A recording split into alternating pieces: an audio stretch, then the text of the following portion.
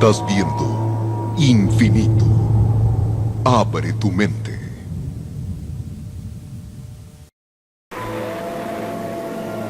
Esto es Infinito Esotérico y Oculto. Infinito, serial del nuevo milenio.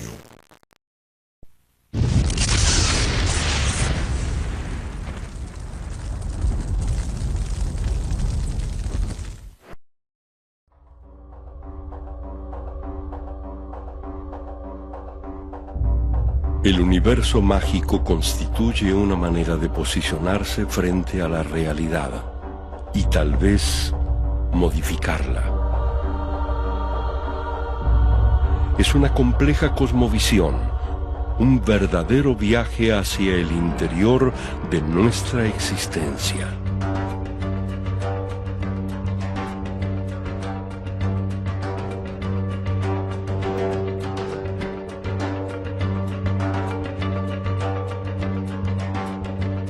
Magia.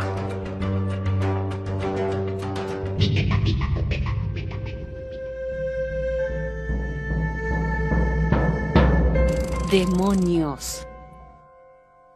La figura de Satán y sus demonios parece haber aterrorizado a la humanidad desde siempre.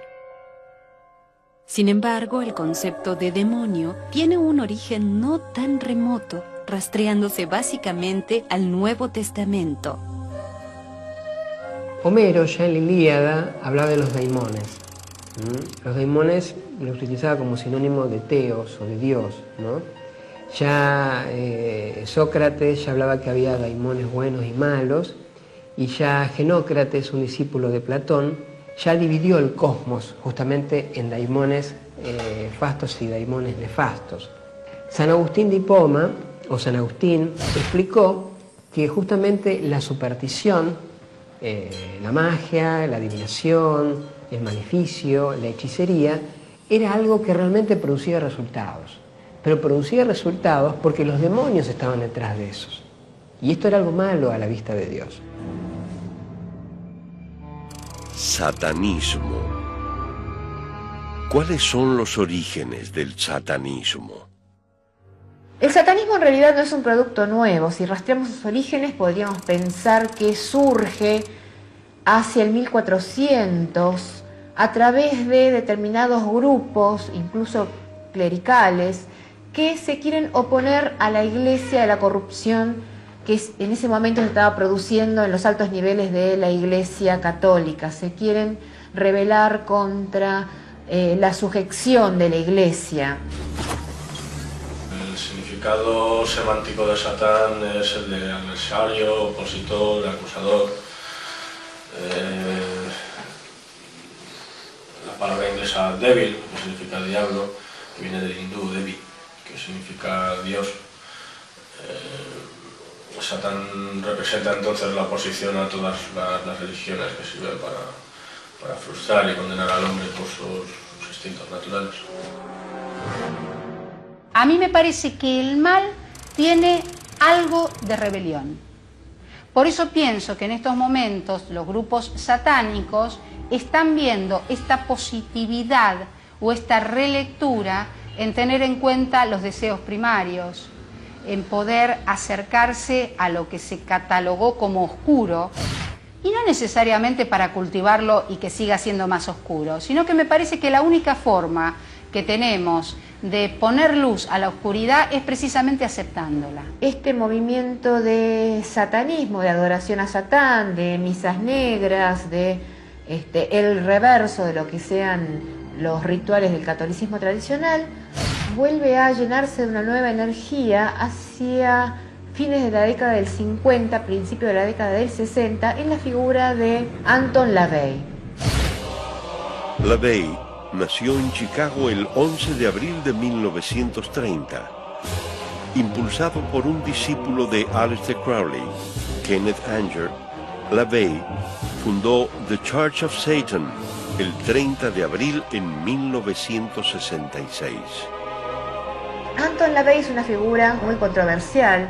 Tiene siendo una gran atracción por todo lo que es el show business, por un lado, y empieza a interesarse por la magia, empieza a interesarse también por la magia ceremonial, por la magia sexual, y empieza a estudiar la figura de Satán, y encuentra en la figura justamente de Satán una forma también de oponerse a lo establecido. Recordemos que la década del 60 es una década también de gran cambio. Entonces, en este movimiento de cuestionamiento a lo establecido, se empieza a instaurar también el satanismo como una forma de oposición.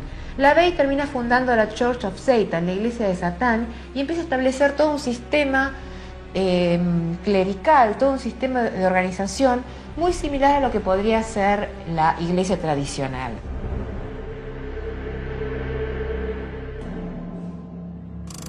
Etapas de un ritual. Todo ritual implica una serie de pasos, un orden esencial. Es importante conocer estos pasos y seguirlos rigurosamente. Esto nos ayudará a conseguir una mayor concentración y conexión con nuestra fuerza interior. Cierre del ritual. Apertura del círculo. Una vez finalizada la etapa de ejecución del acto mágico, se deberá proceder a cerrar el ritual. Comenzaremos agradeciendo a la fuerza divina su asistencia y el haber acudido en nuestro auxilio, solicitándole que se retire de nuestro espacio sagrado. Debemos luego borrar el círculo de poder utilizando la misma herramienta con que lo trazamos. Visualicemos el cierre de la apertura de las puertas del otro mundo, sellando el corte del plano astral efectuado previamente. Si elegimos invocar previamente a los guardianes, deberemos agradecerles su presencia y protección de la misma manera que lo hicimos con la fuerza divina, solicitándoles que se retiren del espacio sagrado. Es conveniente dedicar unos minutos a meditar, visualizando a las entidades retirándose y las energías mágicas disipándose. Esta etapa tiene como objetivo permitirnos reintegrarnos a nuestra existencia cotidiana fuera de modo de pensamiento mágico. Magia.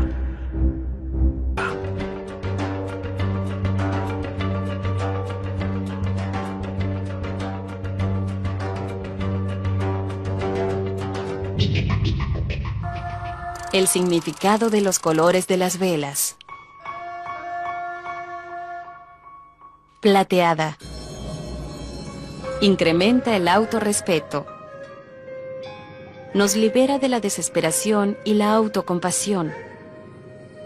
Remueve la negatividad y estimula la estabilidad. Representa a la luna. El color, asociado a la luz y al calor de la llama, propicia y estimula nuestros deseos y objetivos.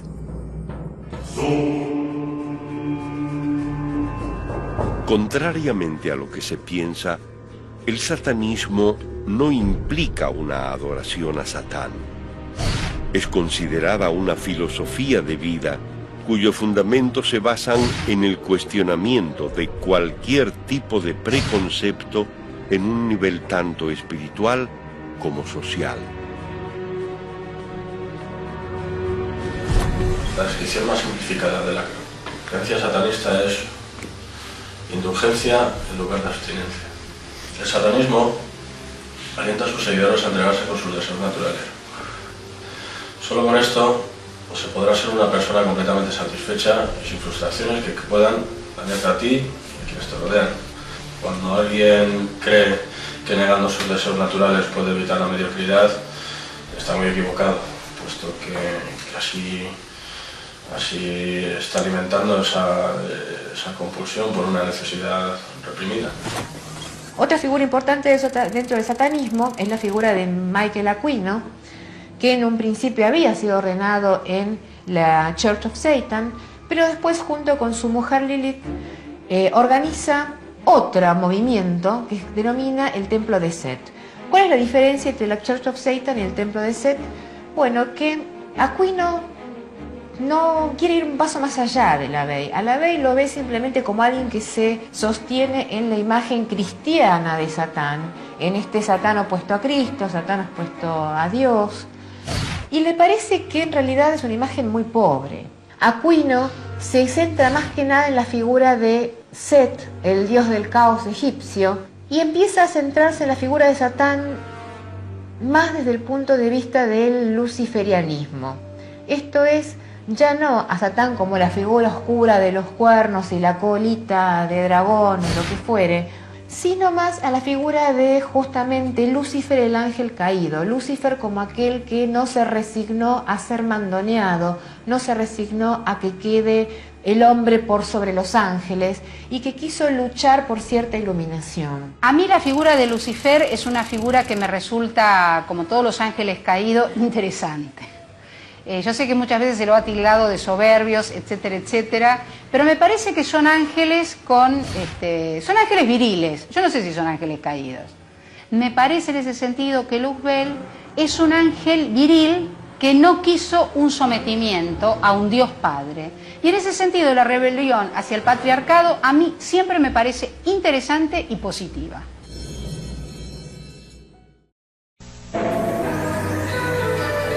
Regresaremos con más Infinito Esotérico y Oculto.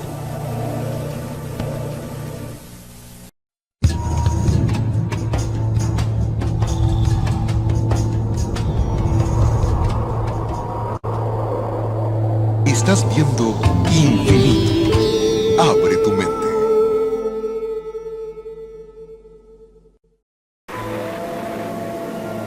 Esto es Infinito Esotérico y Oculto. Infinito, serial del nuevo milenio. Austin Osman Spare.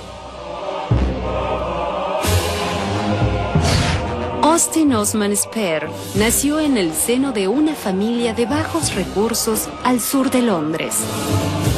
La señora Patterson, una amiga a la que considera su segunda madre y a la que llama Witch Mother, lo introduce en el mundo de la magia. Una de las influencias muy fuertes que tiene el caoísmo es Austin Osman Spare, que fue un tipo controversial, digamos, en su momento fue un artista, pintor, vinculado con el esoterismo, pero con una actitud muy rebelde, digamos, con el tema de sistemas, con el tema de estructuras. Se interesó mucho por desarrollar técnicas muy concretas para experimentar efectos muy concretos. Una de las técnicas fundamentales del caoísmo es lo que se llama la sigilización. Básicamente, transformar deseos de determinados cambios en uno mismo, en el mundo, o sea, en cualquier ámbito, transformarlos en un símbolo, y ese símbolo mediante una cierta técnica, mediante una técnica que tiene que ver con entrar en un estado alterado de conciencia particular, de alguna manera dispararlo y que este deseo se transforma en realidad, se materializa de alguna manera, ¿sí? Sea un deseo interno, un cambio interno de hábitos, un cambio en características propias, una adopción de una cualidad. Por ejemplo, Austin Osman Spare es famoso, un ejemplo en el cual él cuenta que no recuerdo qué es lo que quería hacer o que necesitaba hacer, y necesitaba fuerza, y él genera un símbolo en el cual dice: deseo tener la fuerza de un tigre, y de alguna manera lo que logra es despertar una energía que le permite hacer una serie de tareas físicas con una fuerza que no era de ninguna manera la normal de él, ni era esperable que ocurriera espontáneamente. Bueno, esto es un poco el origen. Austin Osman Spare lo utiliza de una manera como más básica, más energética. Los caoístas lo toman a esto y lo utilizan para materializar resultados de alguna manera, en el sentido más amplio posible. La magia de sigilos. Una de las claves para el logro de efectos mágicos dentro del caoísmo son los estados alterados de conciencia a los que se puede llegar utilizando sigilos. La técnica de la sigilización transforma los deseos de cambios en símbolos y a partir de estados alterados de conciencia los dispara hacia la realidad. Otro de los planteos genéricos del caoísmo es que una de las claves para el logro de efectos mágicos son los estados alterados de conciencia. O sea, la idea es que nosotros estamos inmersos en una serie de sistemas de creencia que dicen la realidad funciona de cierta manera, de esta y la otra, la realidad material tiene tales límites, y esto de alguna manera condiciona cómo nos vinculamos con esa realidad, pero no es de ninguna manera el límite. Entonces, mediante la inducción de determinados estados alterados de conciencia, se puede vincularse con la realidad de una manera anómala, digamos, ¿no? Y lograr cambios de un modo diferente. El caoísmo, más que nada por ideas de Peter Carroll, se interesa en un estado en particular que él lo llama la gnosis, que no sé si tiene relación directa, habría que ver con la idea de la gnosis de la antigüedad, ¿no es cierto? Pero él le llama un estado particular en el cual en un instante desaparece, como que desaparece la conciencia ordinaria, desaparecen los pensamientos, desaparece todo vínculo ordinario con la realidad y hay como un vacío total centrado en el cual toda la energía está centrada en un único punto, está totalmente focalizado y la idea es que ahí se proyecta el sigilo o ahí se hacen distintas operaciones mágicas. Carroll habla de que hay, esto no es solo la magia del caos, es una recopilación de todas las prácticas de la historia, o sea, él dice que hay en general dos tipos de modos de inducir este estado, uno es el inhibitorio y otro es el exaltatorio. En el inhibitorio, por ejemplo, tenemos la meditación, tenemos la deprivación sensorial, bueno, la relajación, distintos tipos de técnicas que llevan a calmar, a que la energía baje, los pensamientos en un momento empiezan a bajar, ¿no es cierto?, que todo se calme. Y otro es el exaltatorio, que es, no sé, puede ser la percusión, la danza frenética, puede ser la intoxicación en algunos casos, la violencia, plantean algunos, ¿no es cierto? Acá hay cuestiones, bueno, morales de alguna manera que se filtran. La idea es que la técnica en sí, el estado ese puede ser despertado por distintos tipos de técnicas. Los sistemas mágicos son fórmulas y procedimientos que sintetizan de algún modo todos los conocimientos y las prácticas esotéricas que el hombre ha desarrollado. Pero la magia existe desde siempre, previa a cualquier sistematización, aún antes de que el hombre abriese los ojos.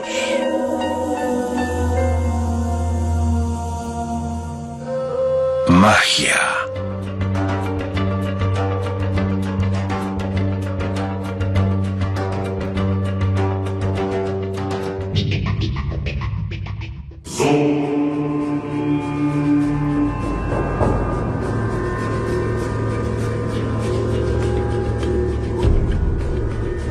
Magia lunar.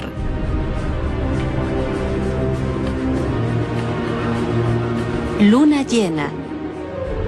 El sol y la luna se encuentran en oposición y la luz del sol puede reflejarse totalmente en la cara de la luna. Es un buen momento para todo tipo de operaciones mágicas, ya que incrementa sus poderes. Los procesos instintivos e inconscientes se encuentran en su apogeo. Ideal para rituales de agradecimiento. Todo proyecto comenzado durante la luna nueva se reafirma o encuentra nuevos caminos durante la luna llena.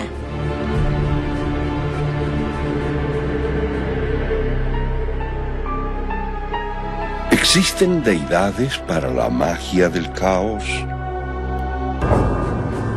La idea es que, Peter Carroll habla de esto, dice, los dioses probablemente son formas egregóricas sostenidas por un marco cultural, por un marco de creencia de una sociedad, sostenidas por la creencia cotidiana, sostenida por los ritos, sostenida por toda la energía emocional que va hacia eso, se genera una forma que tiene una cierta operatividad, o sea, puede generar efectos sobre la realidad. Con tanto tiempo de que se sostengan determinadas formas de creencia que tienen que ver, si uno ve los dioses, tienen que ver en realidad con rasgos psicológicos de las personas, o sea, uno ve los panteones clásicos y tienen que ver con características muy humanas, ¿no es cierto? Y la idea es que al sostener con la creencia mucho esto adopta una vida propia de alguna manera y de hecho tiene una energía propia, se alimenta de algún modo, entre comillas, de sus adoradores, sus creyentes y genera efectos, les da cosas. Puede verse como una creación cultural que tomó vida propia y que uno la puede utilizar y que tiene un poder egregórico, la idea de egrégora, ¿no?, que existe mucho en la magia, la idea de algo, una especie de campo mórfico, que es un lenguaje que a muchos caoístas les gusta utilizar estas cosas modernas, ¿no?, de la ciencia moderna, un campo mórfico, una presencia del pasado que sigue operando sobre lo real, o puede operar, si se apela a ella, puede operar. Estos campos de energía tienen símbolos vinculados, los dioses tienen un montón de simbologías, un montón de características que están vinculados, y uno mediante esos símbolos, mediante la creencia en eso, puede lograr beneficios.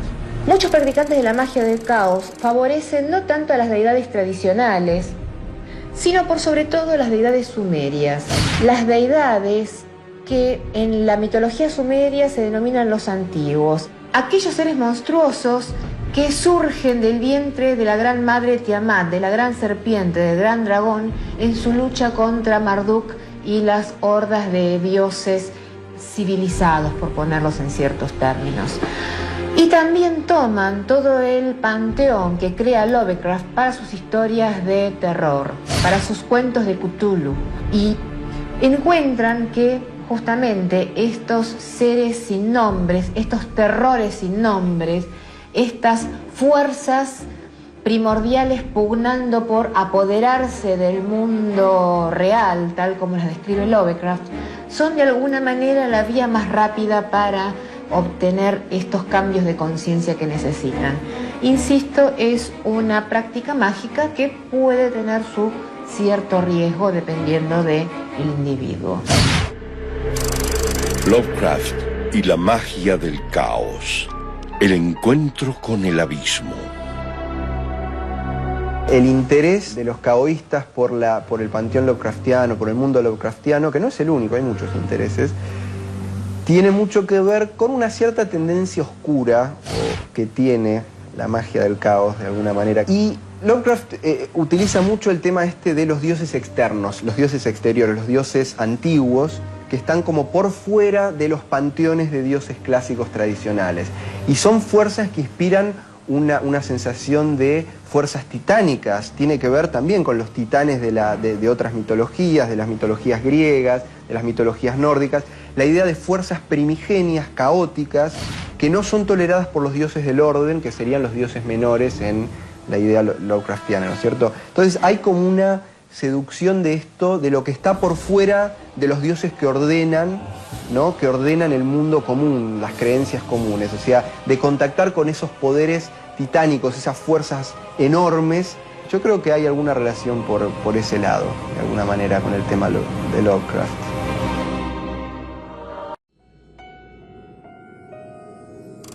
Dragon Rouge.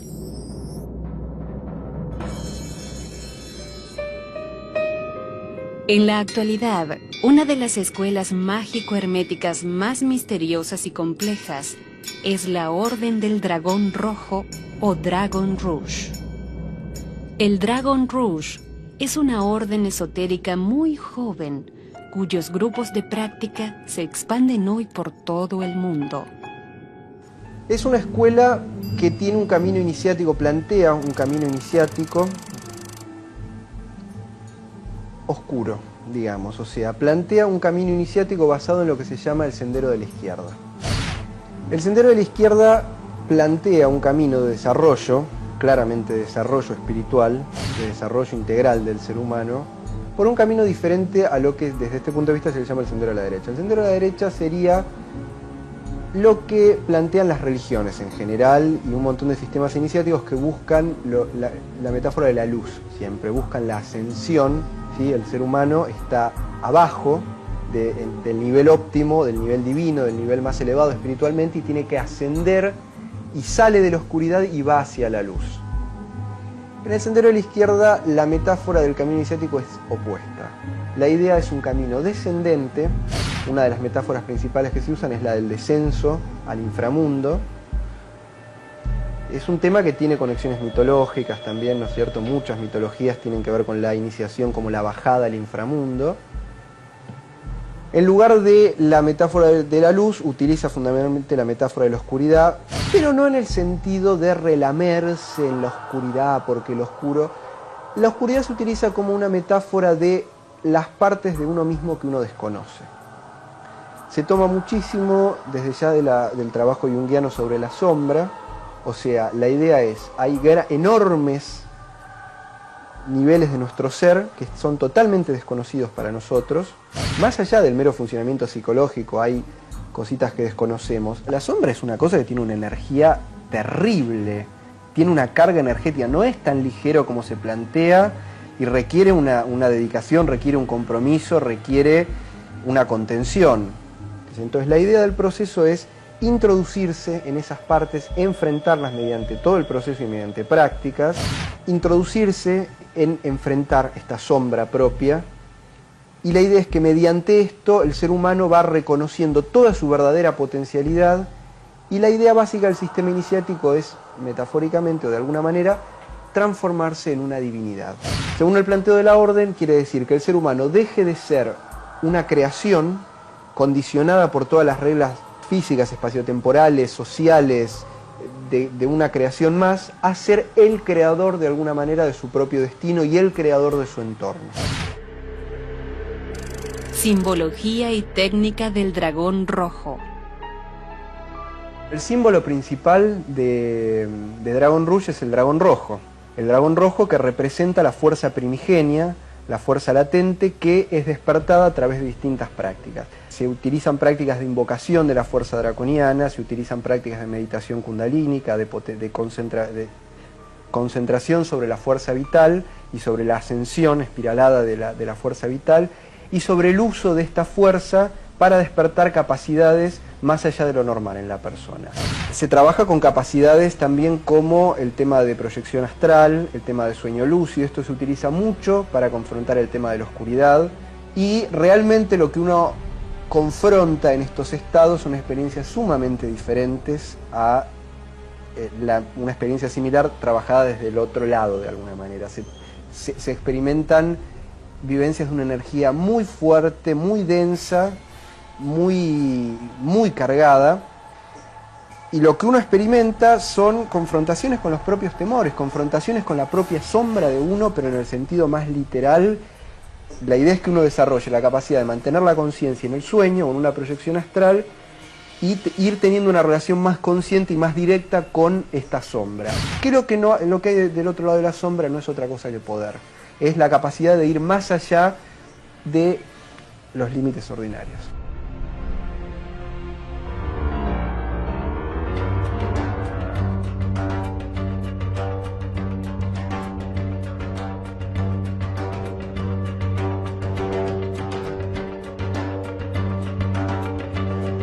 Magia. Regresaremos con más Infinito Esotérico y Oculto.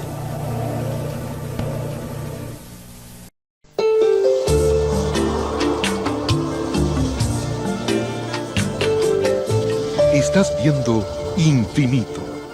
Abre tu mente. Esto es Infinito Esotérico y Oculto. Infinito, señal del nuevo milenio. Magia.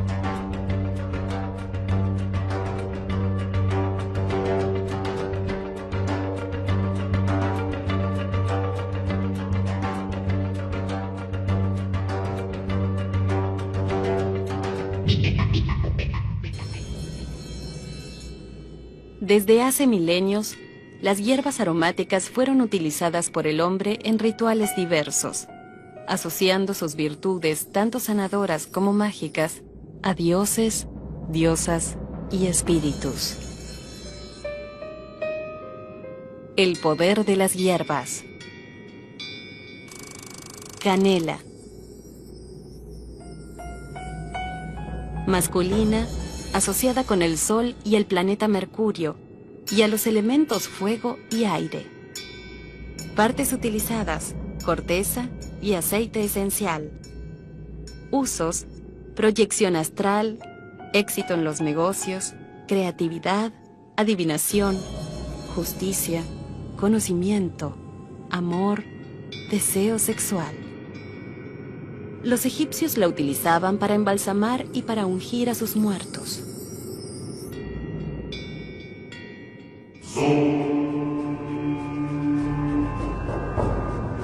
El Dragon Rouge nace en 1989 en Suecia liderada por Thomas Carlson y un grupo de magos jóvenes.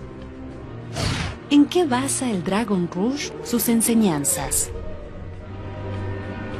Las 4 líneas básicas de tradición que de alguna manera toma Dragon Rouge en su marco iniciático son, en primer lugar, la cábala clifótica, que básicamente toma el planteo de la cábala. La cábala es una filosofía, un planteo místico, filosófico, religioso. Lo que ocurre es que la cábala plantea que habría una estructura del universo que tiene una contracara, que así como la cábala tradicional sostiene que los niveles hacia la divinidad se llaman sefirot, que son las esferas, ¿no es cierto?, cada vez más sutiles, la contracara son los clifot, que serían las esferas oscuras de alguna manera. Desde la visión tradicionalmente aceptada y tradicionalmente considerada, la idea es que estas esferas oscuras serían malas, serían energía desequilibrada, la contracara del equilibrio que representan las sefirot.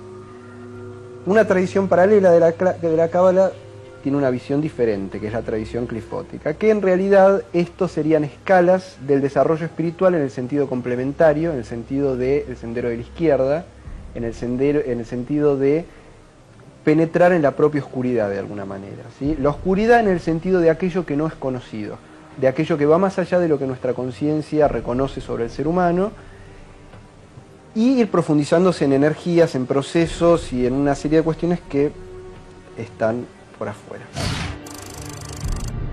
Otro de los elementos es la runosofía odínica. La tradición nórdica plantea que hay una serie de fuerzas cósmicas universales, que sería el sentido de la palabra runa. La palabra runa originalmente quiere decir secreto, misterio, poder, y se toma la tradición principalmente por el lado de la figura odínica. La figura odínica es una figura, es el personaje que recibe las runas en un descenso de alguna manera. O sea, Odín mitológicamente se cuelga del árbol Yggdrasil y recibe en un tiempo que está colgado, recibe la iniciación en estos misterios, en estas fuerzas secretas del universo. Pero es un enfoque bastante oscuro en el que se habla también de un descenso iniciático, ¿no es cierto? Bueno, se toma esta idea. Otro elemento que se toma es lo que se llama el Tantra Vamakara, que es el sendero izquierdo, el camino de la izquierda del Tantra. El Tantra tiene que ver en líneas muy generales, pues un campo muy amplio, con el trabajo con la energía latente, que está en la base de la columna, se dice en el ser humano, está en el chakra base, está atrapada, y se trabaja con la liberación de esta energía, la energía kundalini, la energía vital, la energía creativa, está dormida, se trabaja con el despertar de esto. Pero no en el sentido del tantra tradicional, ordinario, de buscar una unión mística en la cual en un momento kundalini se funde con el chakra superior y de alguna manera la persona entra en un estado de samadhi, de experiencia mística, sino que acá lo que se busca es que esa energía suba, vaya activando los centros psíquicos con las consiguientes experiencias que la persona va atravesando en este momento, en estos procesos, y que en realidad la energía prosiga de alguna manera. Se plantea que en realidad hay chakras ocultos más allá del Sahasrara, del chakra superior. Se plantea que hay niveles más allá de eso, y se plantea la continuación, no el fundirse en la divinidad, sino el asumir el nivel divino del ser humano, hacerse dueño de él y volverse, en este sentido, un creador, ¿no? Asumir esta fuerza vital, que es lo que representa, por otra parte, el dragón rojo, el símbolo principal de la orden, representa de alguna manera la energía latente en todo. El último elemento sería lo que se llamaría la alquimia tifoniana. La alquimia es un arte que tiene que ver con, de alguna manera, el ennoblecimiento, el refinamiento, el potenciamiento de la fuerza o la energía hasta la perfección. La metáfora simbólica es la de la piedra bruta, la del carbono, la materia prima, que es refinada mediante el trabajo, mediante el calor, hacia el logro de un material. Esta es la idea material de la alquimia, es el logro de un material, la famosa piedra filosofal y demás ideas relacionadas, que otorgaría simbólicamente la capacidad de transformar cualquier cosa en oro, y desde una lectura más esotérica tal vez la idea de la inmortalidad, la idea del desarrollo de la conciencia a un nivel más allá de lo normal. Esta idea del desarrollo de la inmortalidad está presente en el sistema iniciático, está presente el desarrollo de la conciencia hasta un nivel en el que el ser humano no se identifica exclusivamente con, como decía antes, con las restricciones materiales con su cuerpo, sino que lo trasciende. En la visión de Dragon Rouge, en vez de la piedra filosofal, se habla de transformar el carbón, la piedra bruta, en el diamante negro, que es el símbolo como de la perfección, que bueno, se le da el nombre Ada Mater en latín o AA. ¿Puede una planta aclarar nuestra confusión? ¿Puede la luna ayudar en nuestra búsqueda? ¿Y el color de la llama de una vela será capaz de iluminar nuestros deseos? La energía atraviesa el universo entero y la magia va con ella.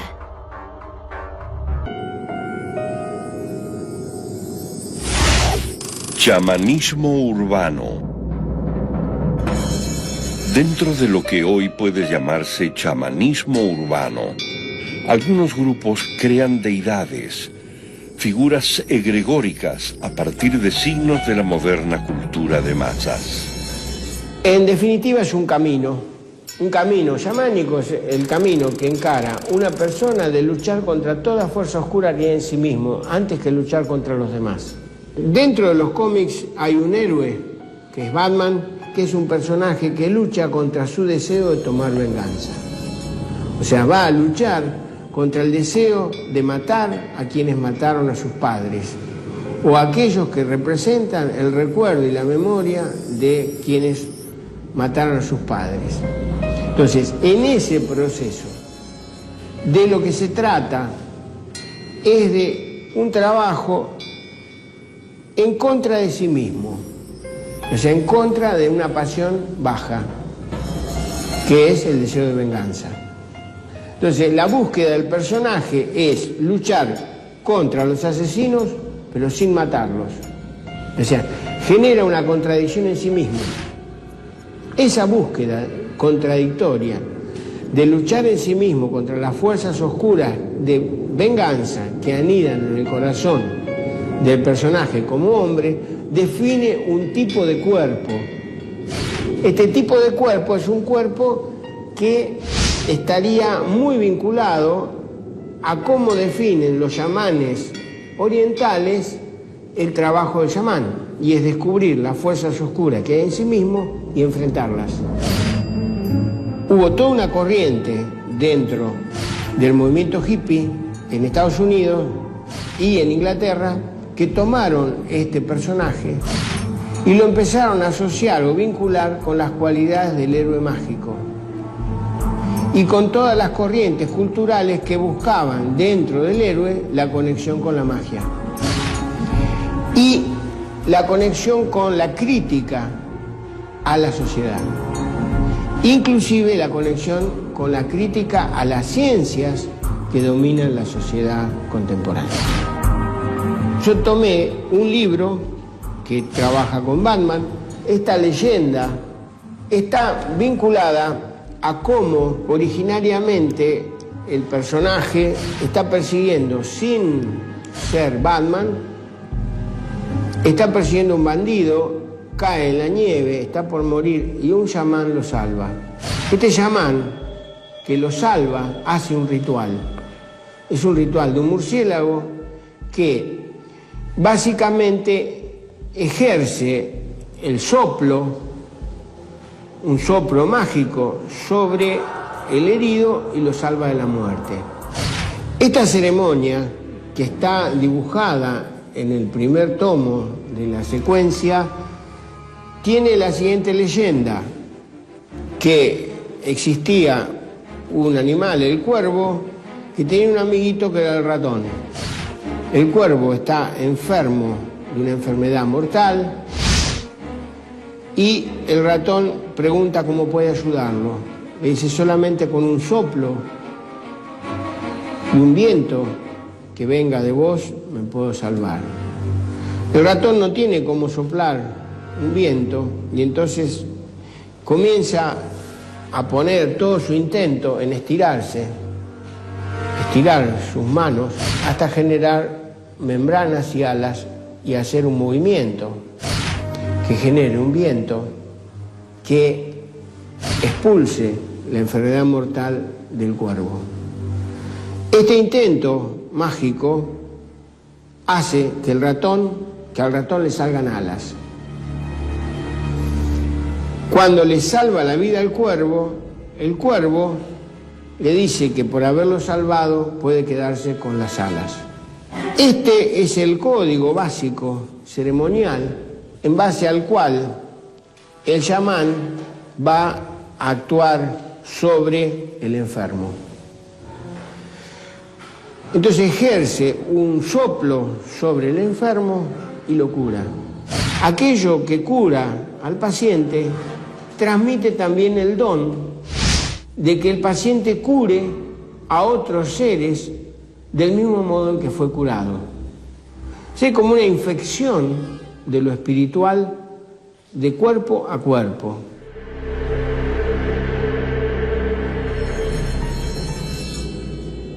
Desde hace milenios, las hierbas aromáticas fueron utilizadas por el hombre en rituales diversos, asociando sus virtudes, tanto sanadoras como mágicas, a dioses, diosas y espíritus.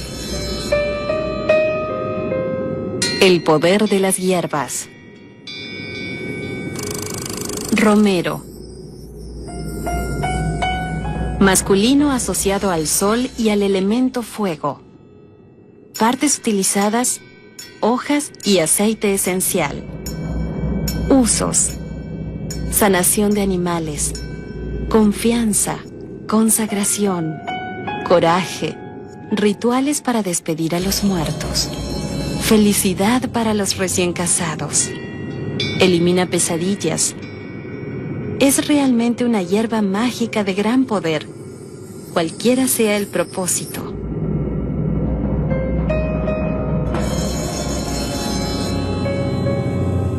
Magia.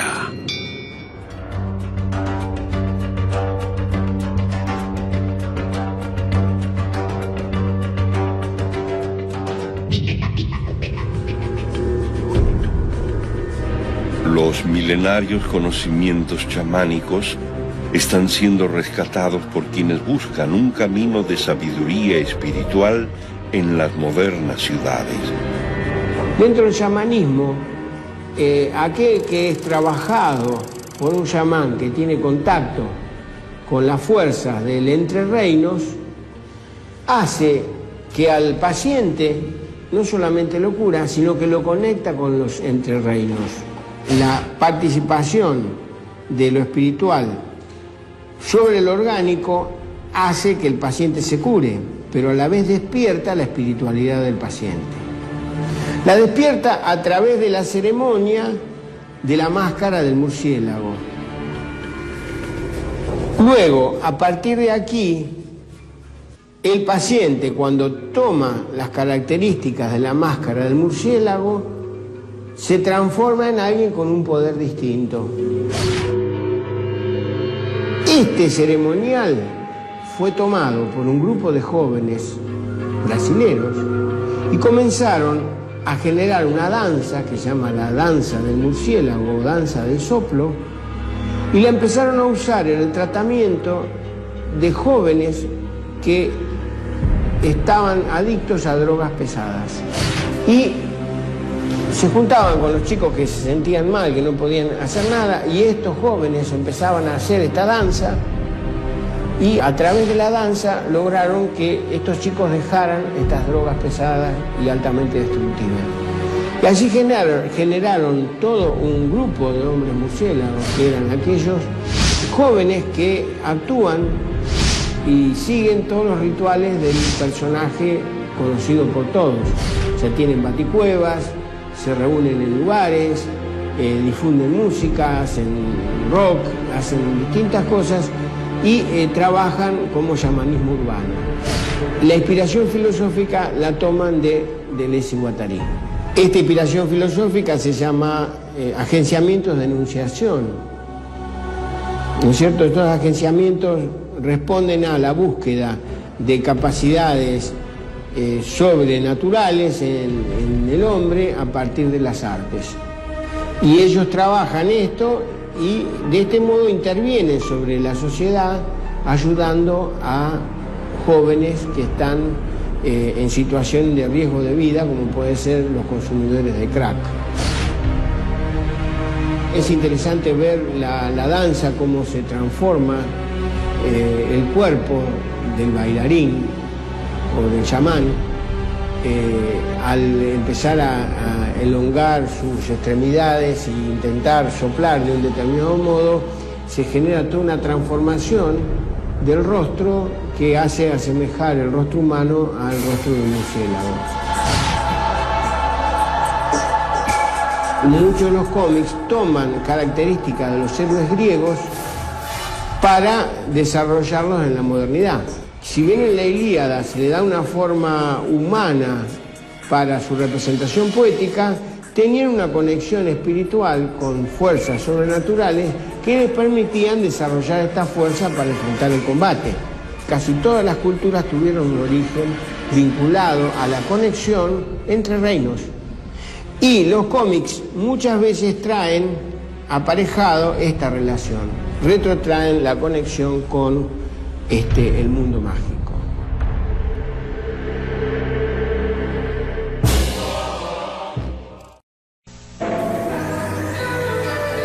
Regresaremos con más Infinito Esotérico y Oculto.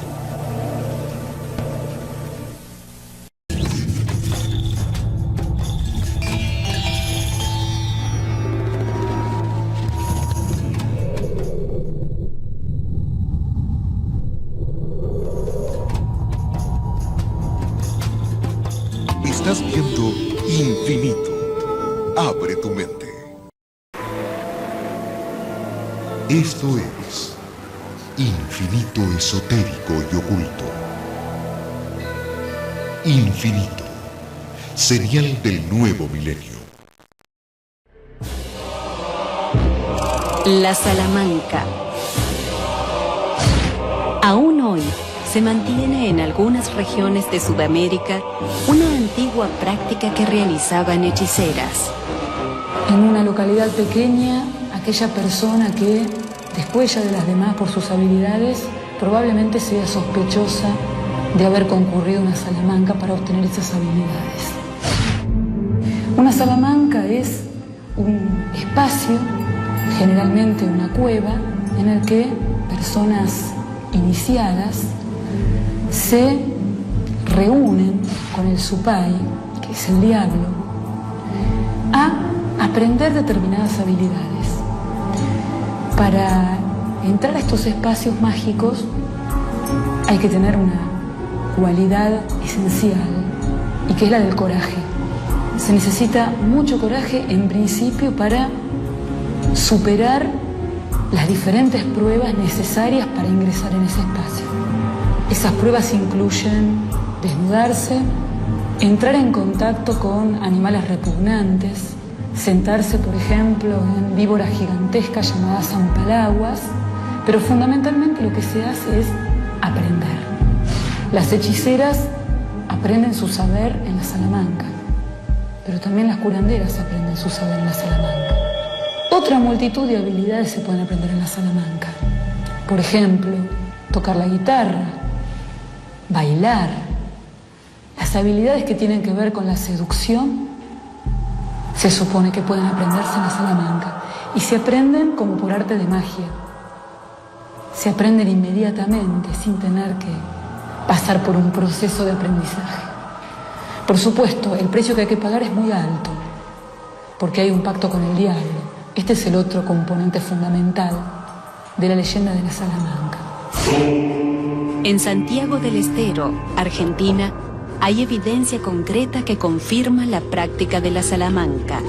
Trabajando con documentos históricos, trabajando con procesos judiciales coloniales del siglo XVIII, yo me encuentro con una mención, y más aún con una descripción bastante exhaustiva de una Salamanca. Esta descripción la encuentro en un proceso criminal de 1761. Estas mujeres acusadas de hechicería entran a la Salamanca para aprender a dañar, para aprender a hacer daño.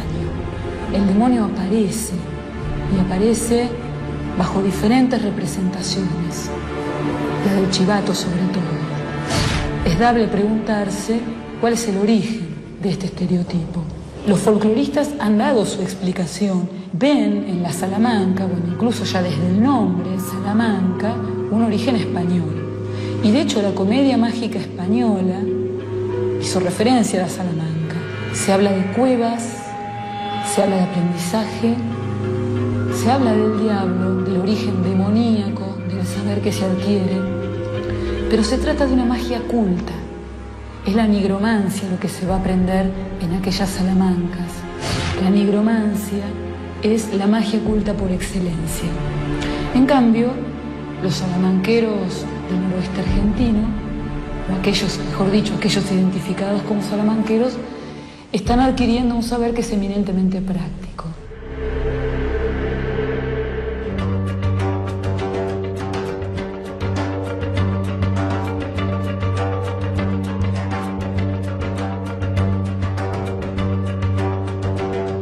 Magia. Etapas de un ritual. Todo ritual implica una serie de pasos, un orden esencial. Es importante conocer estos pasos y seguirlos rigurosamente. Esto nos ayudará a conseguir una mayor concentración y conexión con nuestra fuerza interior.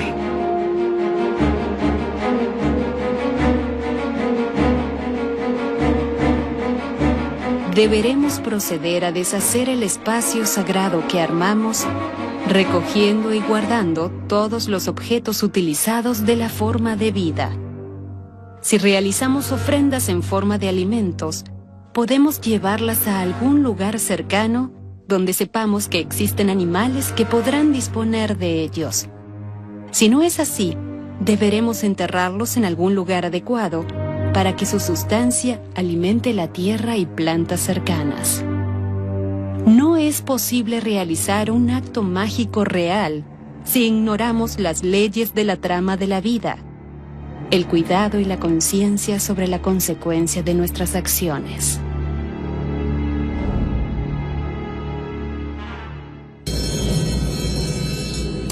Magia africana. Andrea de Madariaga ha vivido largamente en Senegal, África. Su relato cuenta acerca de las energías que atraviesan el continente negro. Creo que más que magia para el africano, lo que nosotros llamamos magia para ellos es religión. Todo tiene un contenido místico.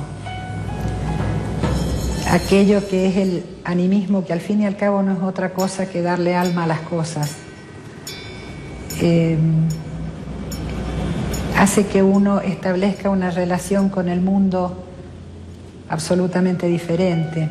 Todo está atravesado por esta cosa desde la zona más urbana hasta la sabana profunda o la selva, ¿no? Está todo atravesado por la mística y hay un 95% de la población es musulmana y un 5% es católica, pero todo está atravesado por la mística africana, digamos, por sus religiones tradicionales.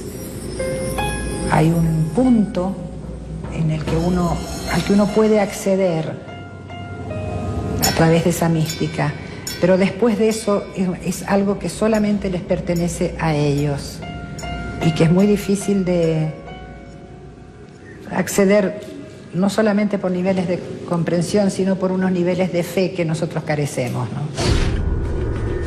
Yo me acuerdo haber estado una vez en un lugar a 180 kilómetros de Dakar, en el que no había absolutamente nada, era pura sabana, no había absolutamente nada en 100 y pico de kilómetros a la redonda.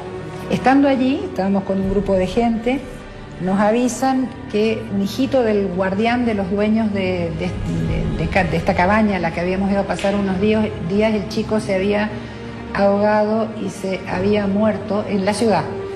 Llegamos al lugar, estaba el velatorio del chico, el ritual era una cosa muy especial, pero en el momento que se iban llevando el cuerpecito del niño, apareció un animal de este tamaño.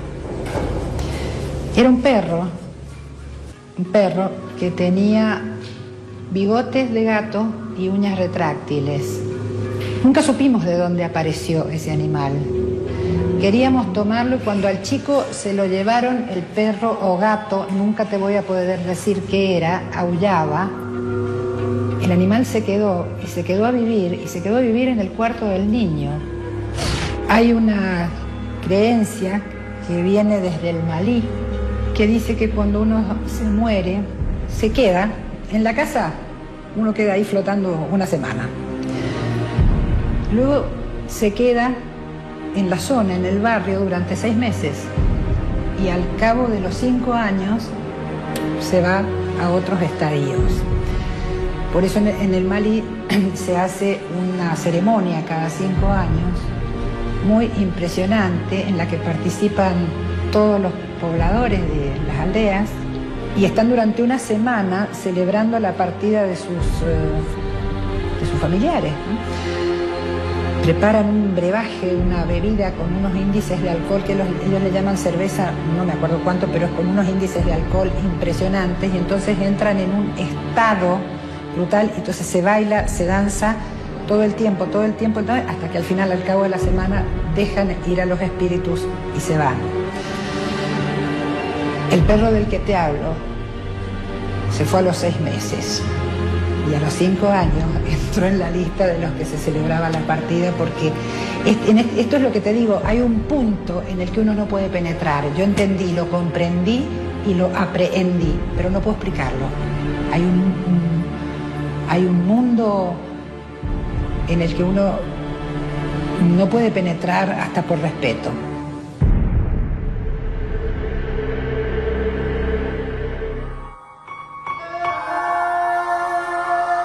El significado de los colores de las velas. Dorada.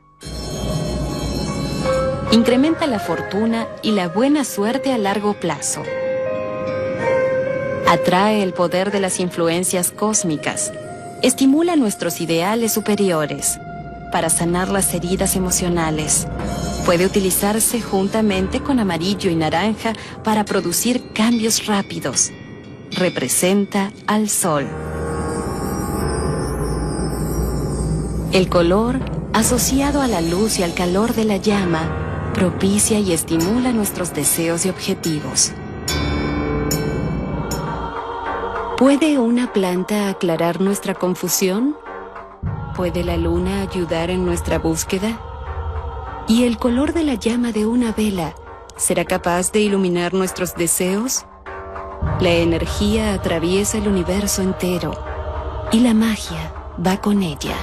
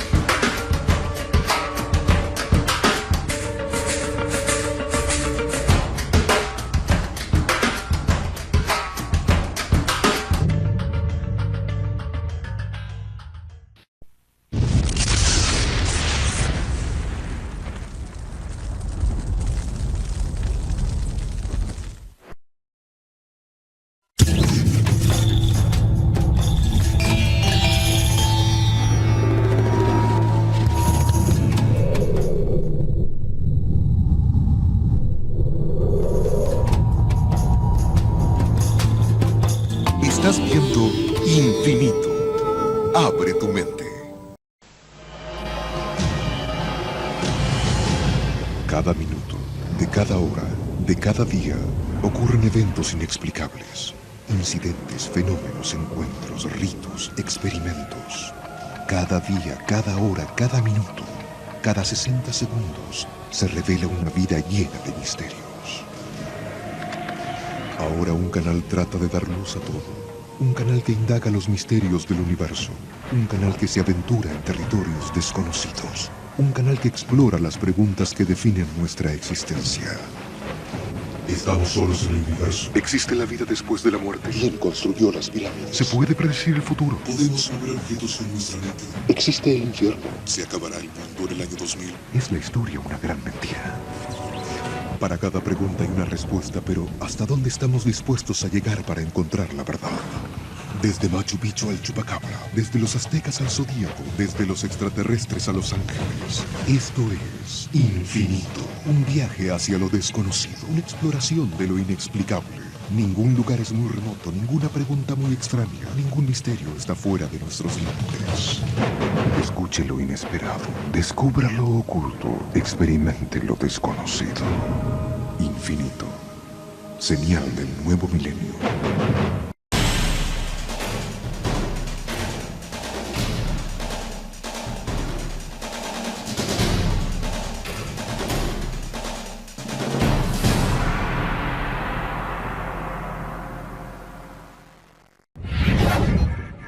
Infinito. Abre tu mente.